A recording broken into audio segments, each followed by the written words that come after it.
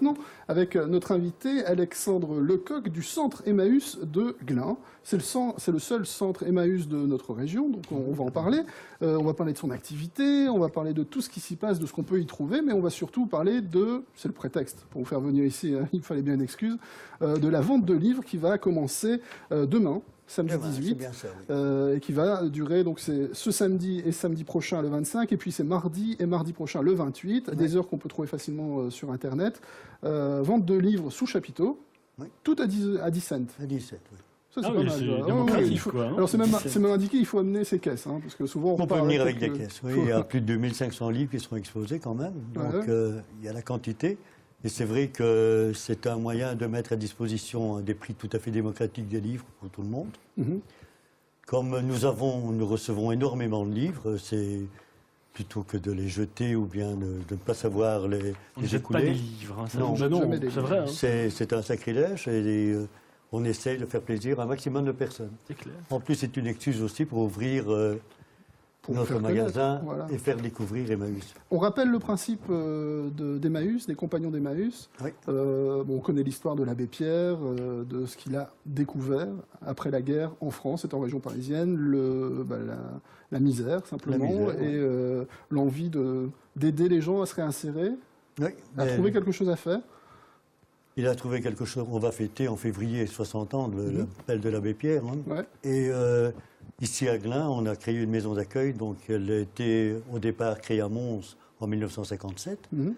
Donc il y a quand même 57 ans que nous existons. Et nous hébergeons 10 personnes, 10 hommes de plus de 25 ans. Et, qui sont les compagnons. Qui sont les compagnons. Donc eux participent à toutes les activités d'Emmaüs. C'est-à-dire que ce soit la vente, le ramassage,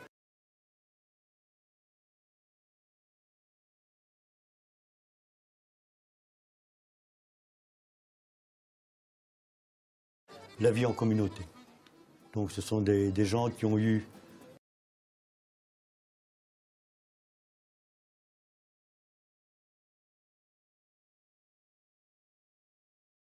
un problème, soit économique, soit familial. Et ça peut arriver à tout le monde. Hein. Tout à fait. Donc ils sont hébergés chez nous, ils vivent chez nous. Ils travaillent. Pour une durée ou pour...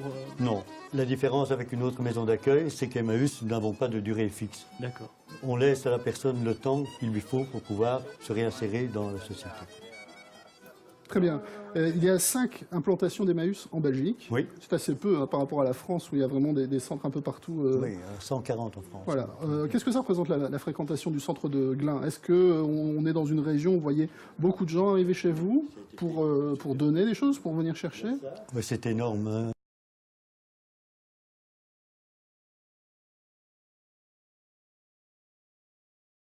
Par exemple, uniquement au point de vue ramassage, donc le camion sort 4 jours semaine. Alors, il sort, comment on fait? On vous donc, appelle? on m'appelle, voilà, j'ai telle chose à vous donner.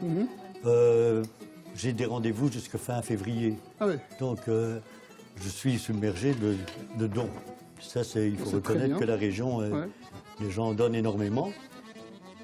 Ces dons sont triés, sont stockés, sont mis en vente. Sont réparés, s'il le faut. Sont réparés. Disons, dans la mesure du possible, on essaye maintenant.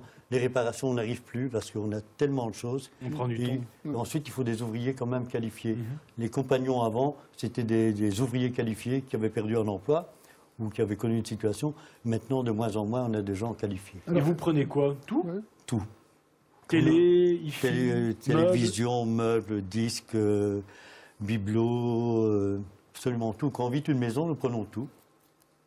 Mais maintenant, les déchets, on ne les prend pas. Ça, non, évidemment. Ça fait certain. Maintenant, on doit aussi refuser certains objets. Alors, je vais rebondir tout de suite sur ce que vous dites. Je rebondis facilement. Hop, c'est que les déchets, vous ne les prenez plus parce qu'on vous les fait payer. Oui. Ça, c'est quand même incroyable. Donc, c'est-à-dire que si le centre Emmaüs de Glun va au parc à conteneurs en disant ça, on ne sait rien en faire. La mise en décharge, c'est payant. Eh ben, c'est payant. C'est quand même extraordinaire. Oui, qui décide de ça?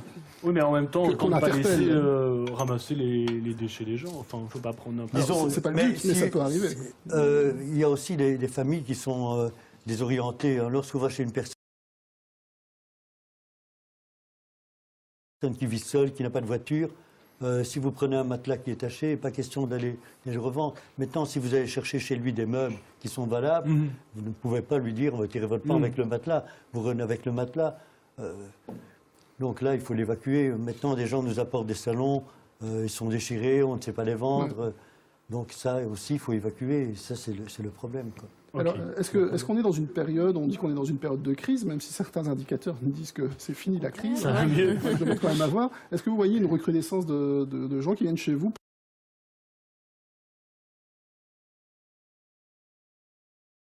pour se meubler, justement, parce que c'est la crise et qu'aller dans un magasin traditionnel, c'est plus compliqué? Je ne dirais pas que c'est dû à la crise, il y a un changement de mentalité aussi. On parle de plus en plus de seconde main. Ouais.